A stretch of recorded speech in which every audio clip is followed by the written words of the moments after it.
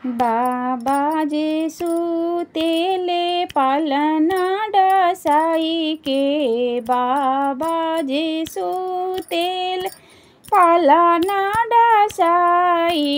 सुंदरी बेटिया राजा लिहले खाड़ाजी, सुंदरी बेटिया राजा लिहले खाड़ाजी। सुने बाबा राजा हमारा ए लाला नामा, सोना पापा राजा हमारा ए लाला ना। असबर खोजा बाबा चतुर से अनवा, असबर खोजी बाबा चतुर चलकवा। जैसना गोपी के कन्हा ए लाला नाम, जैसना राधा के कृष्ण ए लाला नाम। आखिया तो चमके जैसे चांद सूरजवा, आखिया तो चमके जैसे चांद सूरजवा।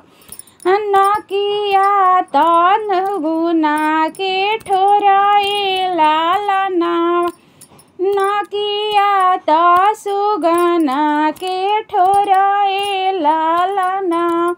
दातावा तो चमके जैसे कृष्ण मन मोहना, दातावा तो चमके जैसे कृष्ण मन मोहना। सुंदरी बेटिया राजा लिहले खाड़ाजी, सुने बाबा राजा हमारा ए लाला ना। आता ना सुने के बाबा मने मुसुकायो जी, आता ना सुने के बाबा मने मुसुकायो जी। अब ही जाई भी बेटी नंदा के दुआरे जी, जाता नी बेटी हम ता नंदा के दुआरे जी।